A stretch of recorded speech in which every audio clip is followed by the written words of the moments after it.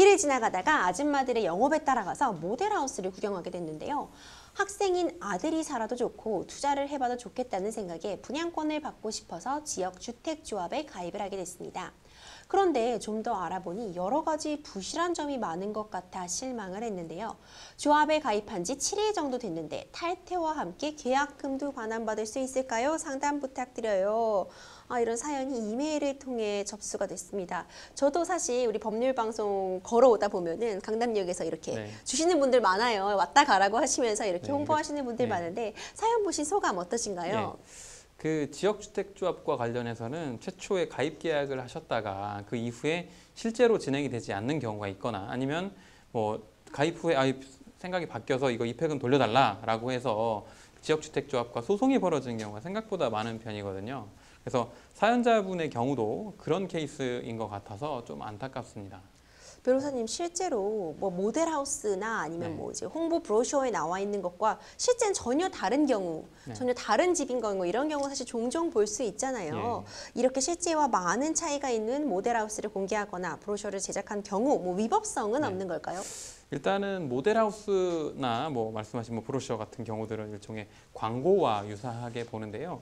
그 대법원에서는 상품의 선전이나 광고에 있어서 다소의 과장이나 허위가 수반되는 것은 그것이 일반 상거래 관행과 신의칙에 비추어서 뭐 시인될 수 있는 경우는 기망성이 결여된다고 보고 다만 거래에 있어서 매우 중요한 사항에 관해서 구체적 사실을 신의성시의 의무에 비춰서 비난받을 정도의 방법으로 허위로 고지했다면 기망행위에 인정된다라고 판시한 바가 있거든요.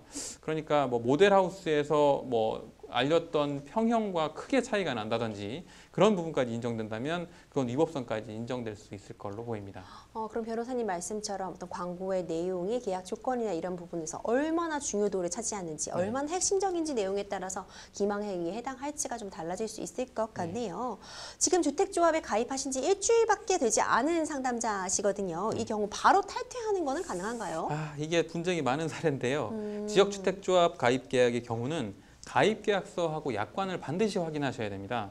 왜냐하면 통상적인 지역주택조합의 경우에 가입계약을 받을 때 그 각서를 여러 개 받는 경우도 있고요. 그 해당 각서들에 뭐라고 기재가 되어 있냐면 그 탈퇴 요건을 엄격하게 정하고 있거나 이러이러한 경우에는 뭘 공제하고 반환한다. 뭐 이런 반환 시기 등에 대해서도 정해놓은 경우가 있어서 일단은 일주일인지 기간보다는 해당 가입계약서의 내용과 약관의 내용을 좀 꼼꼼히 먼저 확인하셔야 될 것 같습니다.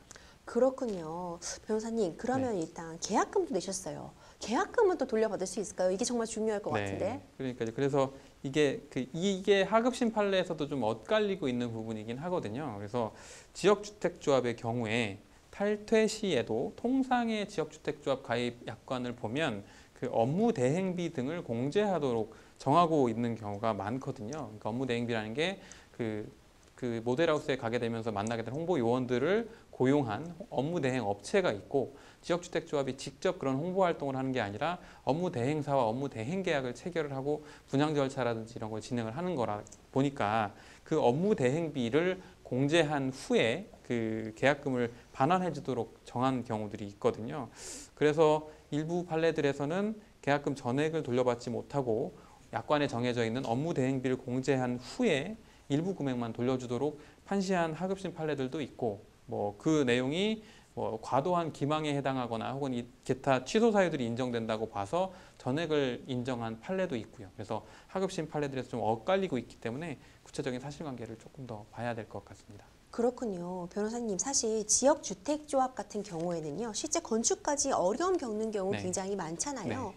좀 법적으로 안전장치 마련되어 있는 게 있을까요?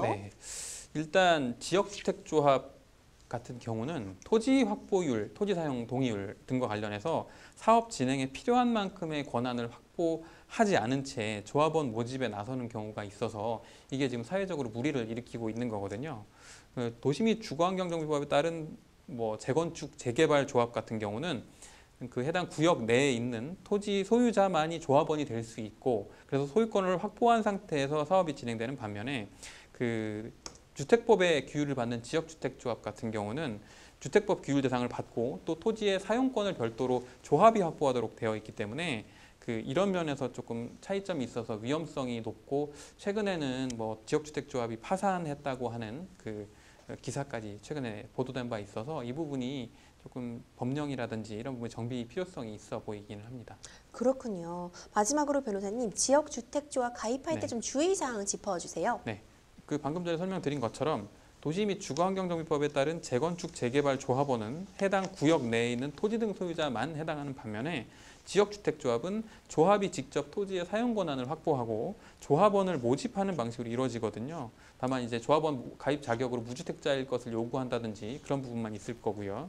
따라서 조합이 실제로 토지의 사용 권한을 확보하지 않은 채 과장 광고만을 하면서 조합원을 모집한 거라면 그 경우는 가입 계약이 취소도 가능한 부분이기 때문에 또 그렇게 된 사업 같은 경우는 실제 사업의 진행 여부도 불투명하고 시간도 상당 기간이 소요하는 경우가 많아서 따라서 지역주택조합을 가입하시길 원하신다면 가입하시기 전에 이처럼 토지 동의 확보율 등 필수적인 자료들에 대해서 꼼꼼히 좀 먼저 확인하신 후에 진행 가입하시는 게 좋을 걸로 보입니다. 네, 우리 송특편 변호사님 말씀처럼 사전에 관련 자료들 좀 꼼꼼히 확인하셔서 지역주택조합 가입에 따라서 피해 보시는 일, 그런 법적 분쟁까지 가시는 일 없으셨으면 좋겠습니다.